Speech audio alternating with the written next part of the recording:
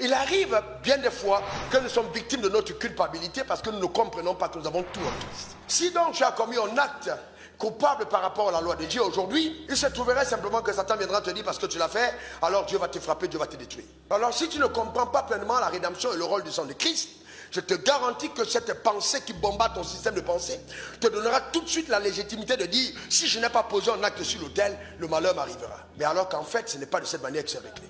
C'est réglé par ta capacité à faire confiance à ce sang. Éphésiens 1 verset 7. En lui nous avons, par la rédemption, par son sang, la rémission. La rémission des péchés. La rémission. Maître Hervé, s'il te plaît, en français facile, pour nous tous, une rémission des péchés, qu'est-ce que ça veut dire? On t'a remis tes péchés, la rémission. Quand il y a rémission des fautes, qu'est-ce que ça veut dire?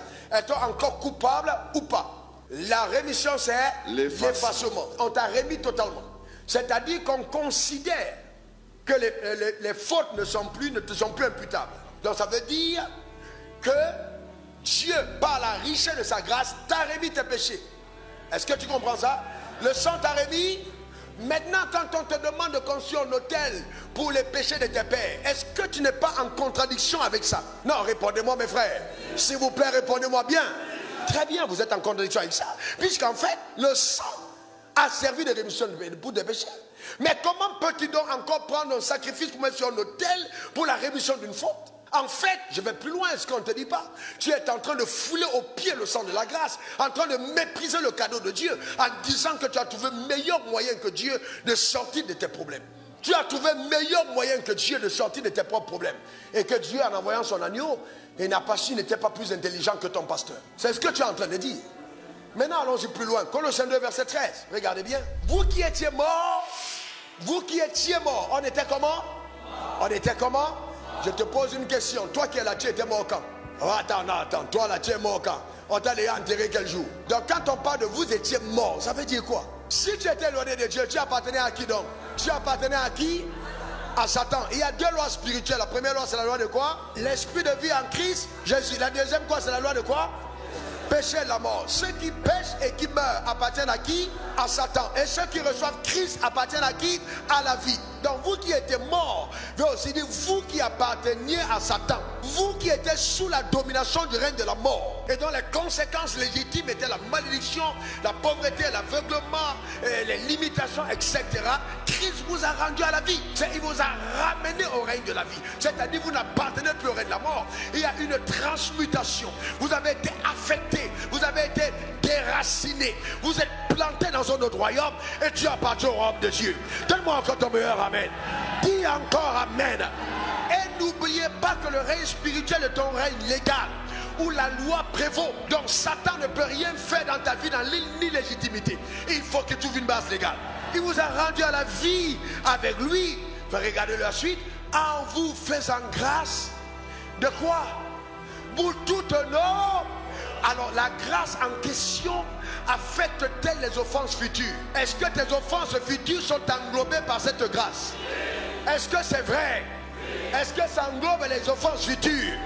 Dans ce cas-là, donc s'il y a une offense, quel est le recours que tu as devant Dieu? Oui, quel recours tu as? Eh bien la Bible dit, si vous avez péché, vous avez auprès de Dieu un avocat, à la personne de Jésus-Christ le juste, qui brandit son sang en disant, même s'il a commis une faute, j'ai payé la rançon. Est-ce que quelqu'un comprend de quoi je parle? Ta manière de dire amen m'embête. Ce n'est pas parce que Jésus ne t'a pas coûté cher que son sang n'a pas de valeur. Ça a coûté cher au cœur de Dieu. Allons-y au verset 14. Regardez ce qui est écrit. Donc c'est après ça qu'il dit au verset 14, il a effacé l'acte dont les ordonnances nous condamnaient et qui subsistait contre nous, il a détruit en le clouant à la croix. C'est après ce texte qui dit il a effacé l'acte. En d'autres termes, il dit il vous a fait grâce de toutes vos offenses, mais je vais bien plus loin. Il n'y a aucun acte qui existe dans l'univers qui brandit encore contre vous une accusation quelconque. Parce qu'il a détruit l'acte, il a d'abord effacé et il a détruit après. Il a totalement enlevé l'acte dont les ordonnances condamnaient. Et cet acte en question était un document symbolique qui représente la liste de tes péchés ou des actes spirituels commis envers Dieu ou contre Dieu. Voyez-vous, c'est ce document-là qui est écrit, c'est cet acte. Maintenant, quand on parle des ordonnances, c'est tout ce qui était ordonnance liée à la loi de Moïse. Voilà la conséquence. Si tu as péché, voilà ce qui t'arrive. Tu as péché, voilà ce qui t'arrive. Donc il y avait tout un acte qui rédigeait toutes ces conséquences que j'ai essayé de lister ici. Quand Jésus est venu, il a pris son sang. La première des choses, c'est que l'acte existait. Il a d'abord effacé l'acte. Il a dit à partir d'aujourd'hui, je ne veux plus jamais entendre parler de cet acte.